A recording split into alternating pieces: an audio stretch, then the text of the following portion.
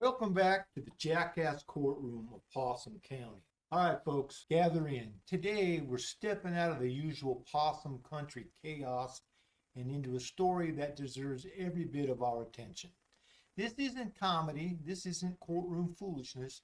This is about a man who lost his life nearly 70 years ago, only for the truth to finally come out long after he was gone. It's a hard story, an important one, and it reminds us why justice has to be more than just a word on the courthouse wall. Let's walk through this together. Houston, nearly 70 years after a Texas black man was executed in a case that prosecutors now say was based on false evidence and was riddled with racial bias. Officials have declared that he was innocent in the killing of a white woman in Dallas.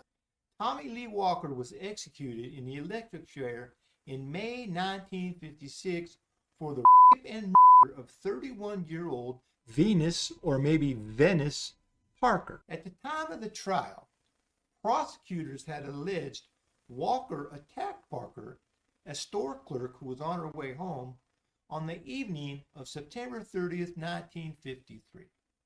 Parker's killing took place during a time of panic and racial division in the Dallas area, as there were reports that a peeping Tom, believed to be a black man who was terrorizing women, according to the Dallas County Criminal District Attorney's Office. An extensive review of Walker's conviction by the Dallas County Criminal District Attorney's Office, held with the help of the Innocence Project of New York, the Eastern University School of Law, and the Restorative Justice Project, found multiple problems with Walker's case. The review found problems with the statements from a Dallas police officer who claimed that Parker had identified the attacker as a black man. Multiple witnesses denied that Parker did anything outside of convulse and hemorrhage exorbitant amounts of blood. During the next few months after Parker's killing,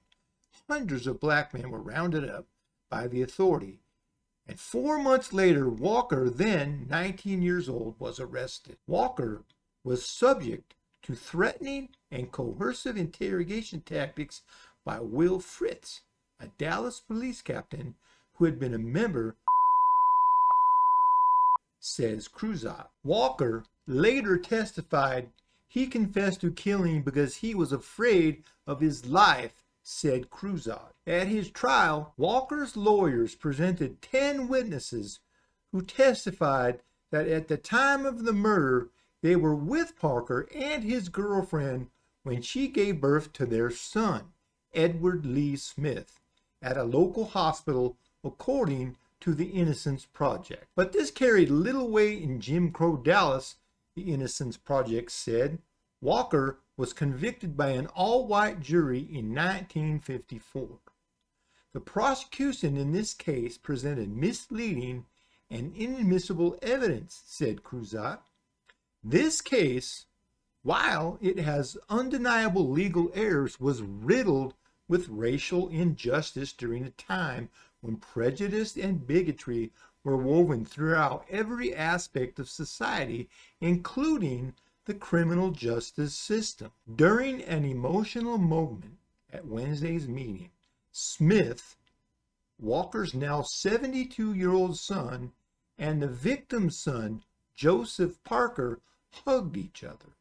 "I'm sorry for what happened," Parker told Smith. "And I'm sorry for your loss," Smith replied. Smith had earlier told commissioners that his father's wrongful execution was very hard for him and his mother. "I'm 72 years old and I still miss my daddy," said Smith as he cried. She said, "Baby, they gave your father the electric chair for something he didn't do." Joseph Parker told commissioners he hopes that Walker's exoneration will help prevent wrongful convictions in the future. "If nothing else comes from this situation, it's that we learn to try not to make the same mistakes again." The mistake being what? The mistake being injustice, the taking of an innocent life, Parker said. At the end of Wednesday's meeting, Dallas County Commissioners unanimously passed a symbolic resolution declaring that Walker was wrongfully convicted and executed, and what happened to him represented, quote, a profound miscarriage of justice, end quote. Well, there you have it. Now that was as you could tell, I was reading most of that. That's way too much for Billy Clyde to memorize, so I'm reading off a little notepad thing on my computer screen. I did the best I could there. I'm not a big orator, as you might have guessed, but anyway, that is horrible that somebody's actually put to death, and then it's assumed or proven later that they were innocent of those charges 70 years afterwards. And one thing I noted to me, this thing happened in 1953, arrested and convicted in 54, and executed in 56.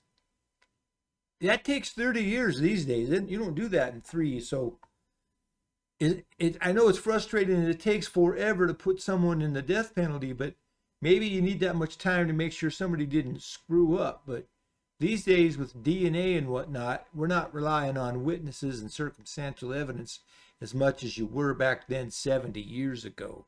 Anyway, I'm Billy Clyde Tuggle, checking out before the law checks back in.